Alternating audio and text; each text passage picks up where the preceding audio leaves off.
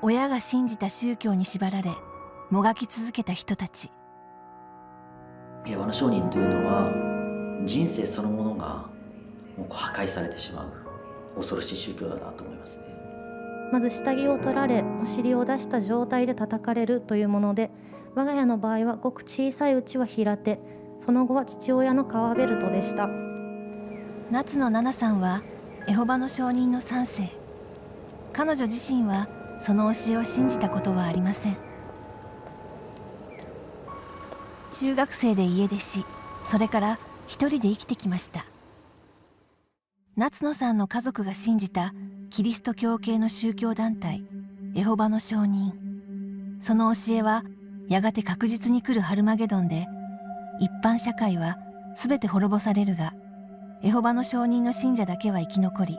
永遠の命を得るというもの。教団が翻訳した聖書である新世界訳には、無知を控える人は子供を憎んでいる。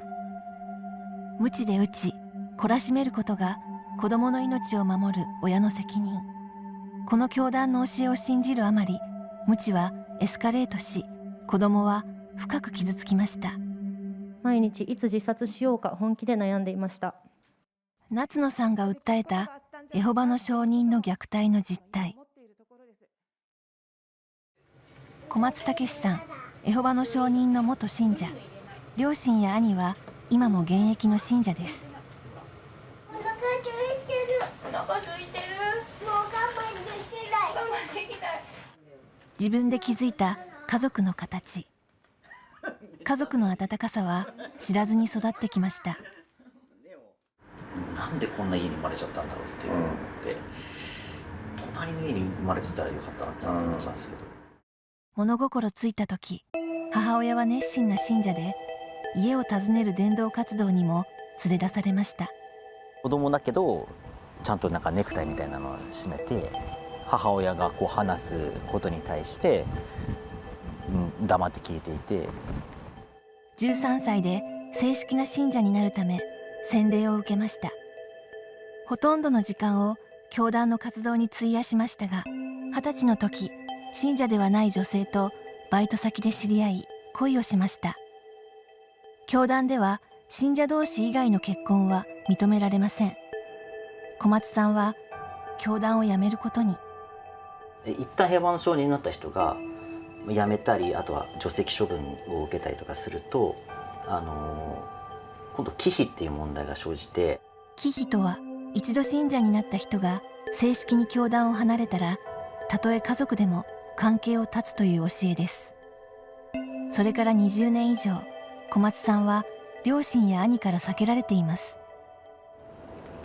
581人の2世などからエホバの証人の虐待の実情を調べ、国に報告した弁護団。中心にいた田中幸太郎さんも元信者で2世。エホバの証人問題支援弁護団を立ち上げました。過酷な身体的ダイレクトな虐待です。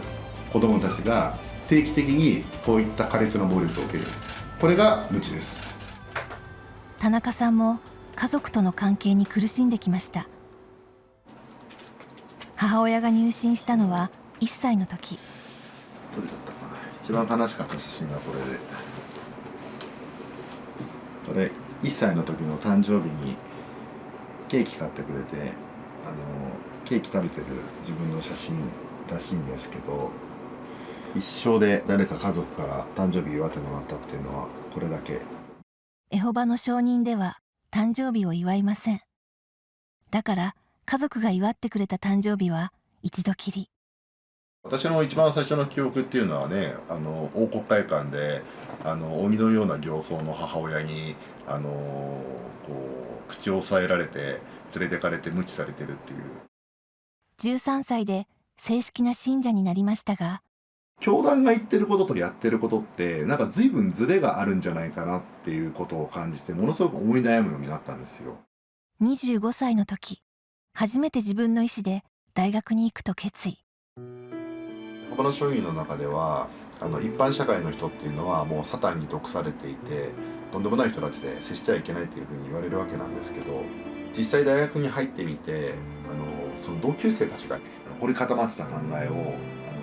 ものすごいそのくさびみたいなのを打ち込んでビシッてこうひび入れてくれた。そして弁護士としてエホバの証人の虐待の実態を訴え続けています。経験できたであろういろんな幸せを奪ってとてつもない苦痛を味わってきたけれども、それをもたらしたのは母ではなくて、母が信じた教団が教える誤った教えだったっていうことが大人になってやっぱりよく分かったので、そうであれば母も被害者だと思いますし、その母を幸せにしてあげるっていうのはやっぱり家族しかいないと思うので、自分の人生を自分の手で取り戻す。